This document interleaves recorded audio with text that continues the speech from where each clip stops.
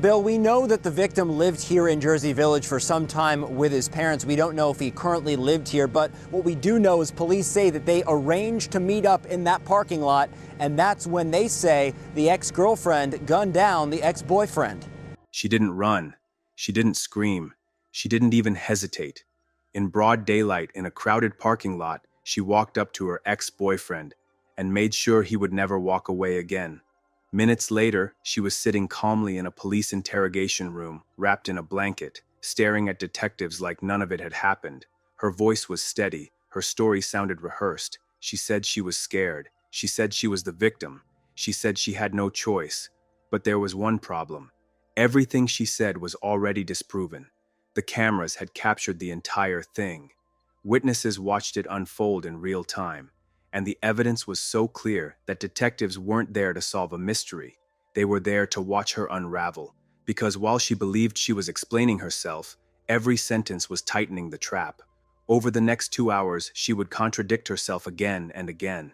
She would deny what was visible, forget what she had just admitted, and unknowingly confess to a crime she thought she could talk her way out of. This wasn't an interrogation about if she did it. It was about watching a killer slowly realize the truth had already been discovered, and she was the last person in the room to understand it. This is Last Witness, May 17th, 2016, Houston, Texas. It was an ordinary Tuesday afternoon. Inside the gym, treadmills hummed, weights clanged, and people focused on nothing more than reps, calories, and the rest of their day. No one inside knew that just a few steps outside, a life was about to end. In the parking lot, a black Hyundai Genesis sat idle. The engine was off, the windows were up. Inside the car sat a woman dressed in bright pink workout clothes. Pink pants, a pink sports bra, hair pulled back, posture calm. She didn't look nervous. She didn't look rushed. She looked like someone waiting. Witnesses would later say the waiting felt intentional. Minutes passed. Then more minutes. Nearly an hour went by. She stayed there the entire time. At approximately 12:44 p.m., a man walked toward the car. His name was Aliosa Mimovic. He was 30 years old. He wasn't running. He wasn't shouting. He wasn't threatening anyone. He approached the vehicle the way someone does when they believe they're meeting a person they know. He never made it past the driver's door. Without warning, a gunshot shattered the silence. Glass exploded outward as a bullet tore through the driver's side window. Aliosa staggered back in shock. Then another shot, and another. People froze. Some screamed. Some ducked behind cars. Others pulled out their phones, unsure of what they were witnessing. Aliosa tried to escape. He ran across the parking lot, injured, bleeding, desperate to get away, but he wasn't fast enough. The woman exited her car. She chased him. Witnesses would later describe something they couldn't forget. Not rage, not panic, but determination. She closed the distance. She fired again, and when he fell, she stood over him. She didn't stop. She struck him repeatedly with the gun, crushing blows to the head, even after the shots had already done their damage. Blood pooled beneath him on the asphalt. The violence only ended when she decided it was finished. Then she turned around. She walked back to her car. She didn't run. She didn't scream. She didn't check on him. She got into the driver's seat and drove away. By the time paramedics arrived, Aliosa Mimovic was still alive, but barely. He had multiple gunshot wounds and catastrophic head trauma. Doctors rushed him to Memorial Hermann Hospital, but there was nothing they could do. He died within hours. For investigators, one thing became clear immediately. This wasn't random. This wasn't spontaneous. This wasn't an accident. This was arranged. Within minutes of the shooting, Houston police realized this case was different. Too many people had seen too much. Cell phones were already out. Emergency calls were overlapping. Witnesses weren't confused about what they'd seen. They were shaken, but certain. A woman shot a man. She chased him. She finished it. Then she left. When detectives arrived at the scene, they secured the parking lot and began canvassing witnesses. Descriptions were strikingly consistent. Bright pink workout clothes, blonde hair, black Genesis coupe, calm departure. Then came the turning point, the gym's surveillance system. Investigators pulled the footage almost immediately, and what they saw erased any remaining ambiguity. The cameras didn't miss a moment. The Genesis entering the lot, the woman sitting inside, the long wait, Aliosa approaching the vehicle, the first gunshot through the driver's side window, the pursuit, the final blows, the escape. It was all there. Clear, stable, unmistakable. This wasn't grainy footage. It wasn't a shadowy outline. It was high-quality video that left no room for interpretation. Anyone who watched it understood exactly what happened without a single word of explanation. Houston police made a calculated decision. They released the footage to the media. Within hours, the video was everywhere. Local news stations looped it continuously. Online outlets replayed it in slow motion. Social media users paused, zoomed, and analyzed every frame. And as the images spread, something else happened. Something Veronica never anticipated. Her own family recognized her. Phone calls flooded into the police department. One after another, relatives identified the woman in pink. They didn't hesitate. They didn't ask questions. They didn't suggest it might be someone else. They said her name, Veronica Aaron Staley. They told detectives where she stayed, what car she drove, what she'd been wearing lately, and where she might have gone after the shooting. Before Veronica even realized she was being hunted, the hunt was already over. Detectives located the black Genesis. The license plate matched perfectly. A search warrant followed. The car told its own story. Damage to the driver's side window consistent with the gunshot seen on video. Evidence no explanation could undo. The next morning, May 18, 2016, officers arrested Veronica at a relative's house. She was 34 years old, calm, composed, and strangely cooperative. She agreed to talk. No lawyer, no hesitation, no understanding of how much damage she was about to do to herself. Because Veronica believed something that killers like her often do. She believed that if she talked long enough, she could talk her way out of the truth. When Veronica Staley was brought into the interrogation room, nothing about her suggested urgency or panic. She sat wrapped in a blanket, shoulders slightly hunched, eyes alert but distant. She didn't ask why she was there. She didn't ask about the man who had been shot. Instead, she focused on procedure. Who told her to come, who said what, why her rights needed to be read. From the very beginning, she tried to frame herself as confused rather than cornered. Detectives didn't rush her. They introduced themselves calmly, names, badges, formalities. Then they did something subtle but important. They arrested her before asking anything else. A judge had already signed the warrant. This wasn't an interview to determine guilt. It was a formality before custody, and yet Veronica behaved as if the room were still neutral territory, as if the outcome were still undecided. When the Miranda warning was read, she agreed to every line without hesitation. She acknowledged her right to remain silent. She acknowledged her right to a lawyer. She acknowledged that anything she said could be used against her. Then, immediately after, she did the one thing that would destroy her. She chose to talk. Her first mistake came almost instantly. When detectives asked where she had been the day before, Veronica didn't pause to consider evidence. She didn't ask what they knew. She launched straight into an alibi, one that sounded detailed on the surface but collapsed under its own weight. She said she went to the gym that morning. She named the gym. She named the street. She gave a time. Then she added lunch, a Thai restaurant, garlic chicken, a credit card receipt she claimed existed but couldn't produce. Every detail was delivered confidently, as if confidence alone could replace truth. What she didn't realize was that every unnecessary detail was a rope she was handing to the people across the table. Detectives let her talk. They didn't interrupt. They didn't challenge her immediately. They let the story breathe, because liars always reveal themselves when they're given space. Then came the first pivot. They asked about her car. Veronica answered without hesitation. A black Genesis coupe. She'd owned it for years. She drove it everywhere. It was hers. Then they asked what she was wearing the day before. Pink pants, pink sports bra, white top. She didn't notice the shift in tone. She didn't notice that the questions were no longer general. They were specific now, anchored, directed.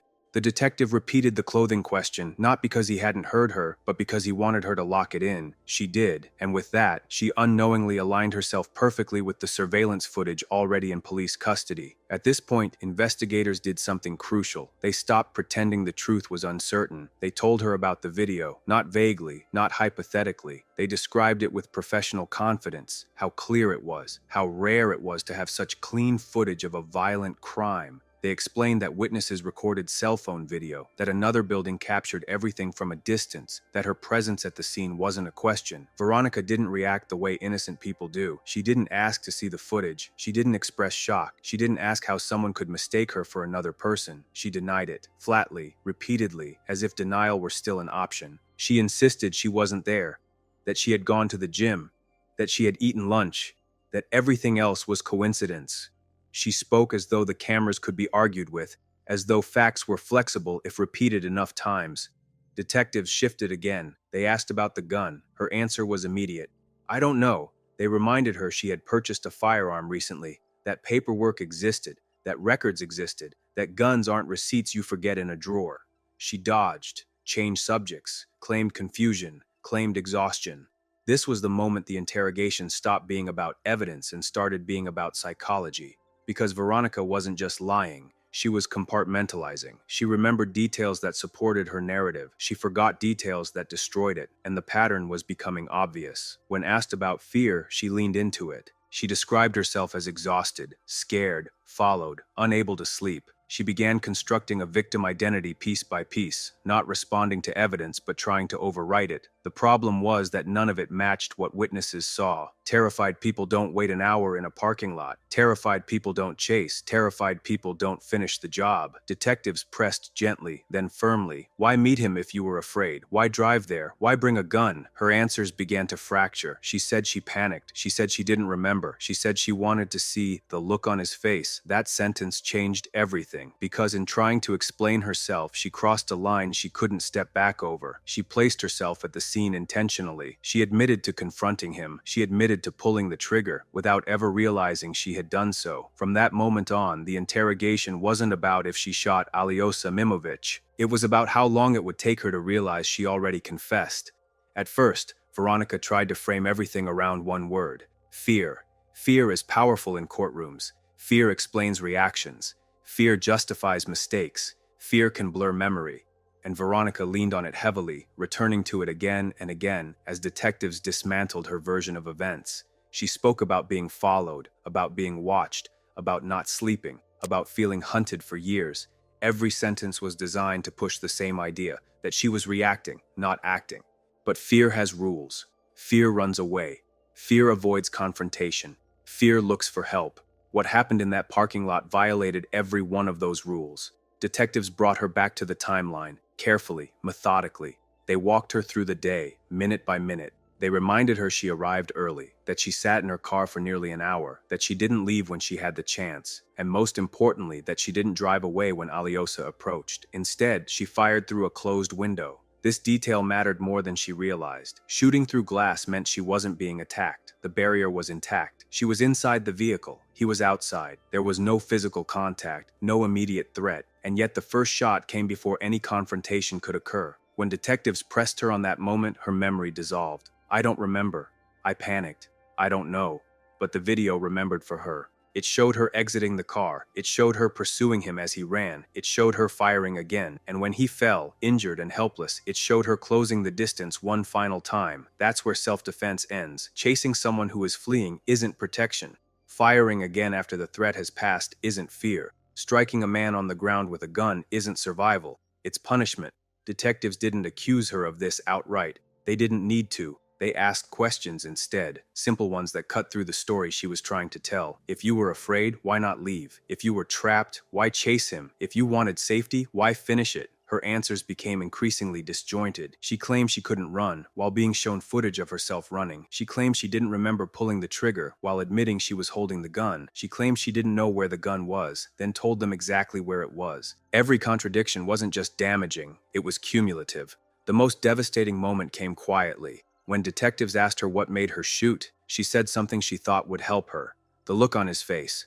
That wasn't fear, that was interpretation. That was a judgment call. She wasn't reacting to an action. She was reacting to what she believed he was thinking. In that sentence, she admitted motive. She decided he was dangerous. She decided he wouldn't change. She decided this was the end. The law doesn't allow people to execute others based on assumptions, especially not when they create the encounter themselves. As the interrogation continued, Veronica drifted further from reality. She spoke about charity projects, about moving states, about future plans that no longer existed. She talked about God, about medicine, about pain, anything that moved the conversation away from the parking lot where a man lost his life. Detectives let her talk, because the more she spoke, the clearer the truth became.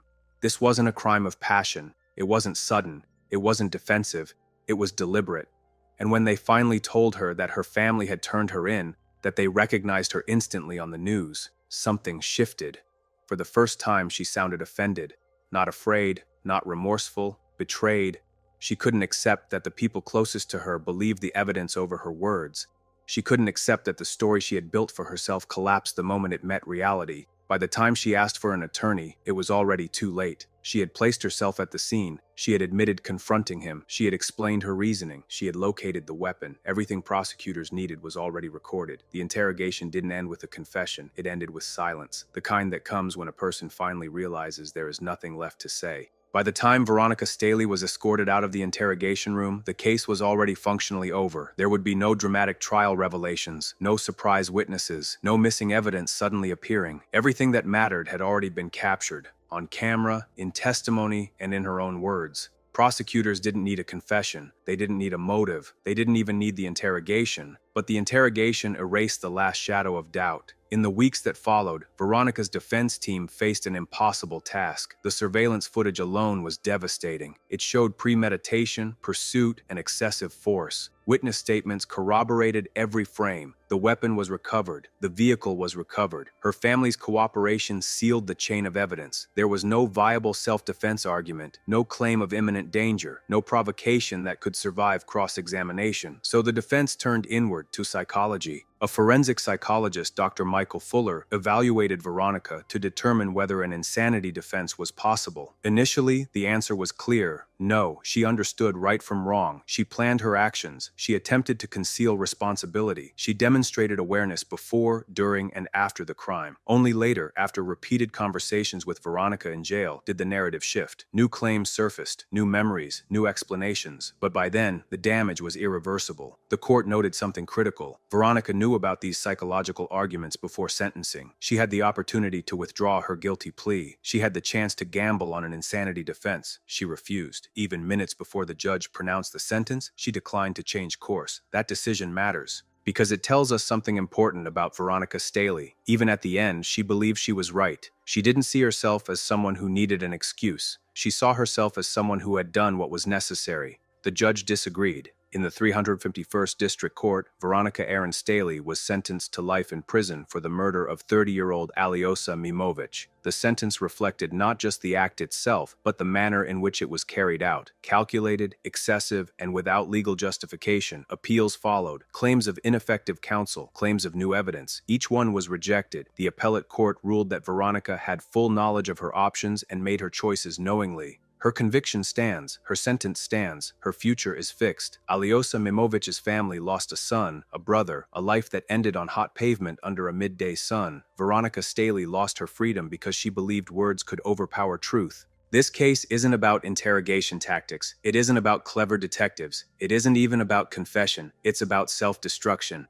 A woman walked into a police station thinking she could out-talk evidence. She walked out having built the case that would cage her forever. This is Last Witness, where the final voice isn't always the victim's. Sometimes it's the killer's own words, echoing back at them long after the door closes. Why her story never had a chance. What ultimately destroyed Veronica Staley's narrative was not emotion, trauma, or even contradiction. It was structured. Every version of her story collapsed under the weight of simple, unavoidable facts. Self-defense is not about fear in the abstract. It is about timing, proximity, and necessity. And on every one of those points, her account failed. She claimed terror, yet drove herself to the meeting. She claimed danger, yet waited nearly an hour in the parking lot. She claimed panic, yet exited her vehicle and pursued a fleeing man. None of that aligns with a defensive reaction. It aligns with decision-making, and courts care deeply about decisions. Prosecutors emphasize this relentlessly. Veronica had dozens of opportunities to disengage. She could have blocked emails. She could have contacted the police. She could have stayed in Galveston. She could have driven away the moment she saw him approach. Instead, she stayed. She watched. She assessed. And when she fired, she did not stop when the threat ended. The chase mattered. The additional shots mattered. The pistol whipping mattered. Those actions transformed the case from a questionable shooting into a clear execution in the eyes of the law. Even if jurors had believed 1% of her fear, the video erased the other 99. Fear does not explain pursuit. Fear does not explain control. Fear does not explain calm departure. That's why the interrogation was never about discovering the truth. Detectives already knew the truth. What they were doing was giving her room to either humanize herself or finish burying herself. She chose the latter. Every time she said, "I don't remember," it wasn't amnesia the detectives heard, it was avoidance. And avoidance in homicide cases is louder than denial. When suspects remember what helps them and forget what hurts them, juries see intention. Veronica didn't realize this because she wasn't speaking to detectives anymore. She was unknowingly speaking to a future jury. Every answer was testimony, every pause was context, every contradiction was cement. By the end, there was no version of events left that could save her. The law didn't need her to be evil, it only needed her to be deliberate, and she was. In the end, Veronica Staley never lost her freedom in that interrogation room. She lost it in the parking lot. The questioning didn't create her sentence. The cameras didn't create it. Her words didn't even create it. They only confirmed what had already happened. A man was lured to a place he didn't choose, confronted by someone who had already decided the outcome and erased in minutes. What followed was not justice being discovered. It was reality catching up. Veronica believed that fear excused permanence, that because she felt threatened, she was entitled to decide that another human being no longer deserved to exist. But the law draws a hard line there. You can protect yourself, you cannot preemptively end someone, and you cannot chase, corner, and finish someone, then claim panic afterward. That distinction is why this case never wavered. The surveillance footage told the truth without emotion. Witnesses filled in the sound, and her own family, the people who knew her best, delivered the final confirmation. They didn't shield her. They didn't deny what they saw. They chose truth over blood. And that choice mattered, because in homicide cases, silence protects guilt, but recognition ends it. Alyosha Mimovic didn't get a chance to explain himself. He didn't get a lawyer. He didn't get to tell his side. His story ended on asphalt in front of strangers. Veronica, on the other hand, was given every chance to speak. And with every word, she revealed the same thing. Not confusion, not self-defense, but certainty. Certainty that she was right. Certainty that this was necessary. Certainty that talking could still save her. But truth doesn't bend to certainty. It doesn't care how convinced you are. It doesn't care how long you talk. It doesn't care what story you need to believe. It only cares about what happened. This is Last Witness, where crimes don't end when the trigger is pulled. They end when the truth is finally impossible to deny. If you want more real cases where interrogations expose what killers never intended to reveal, stay here. More stories are coming.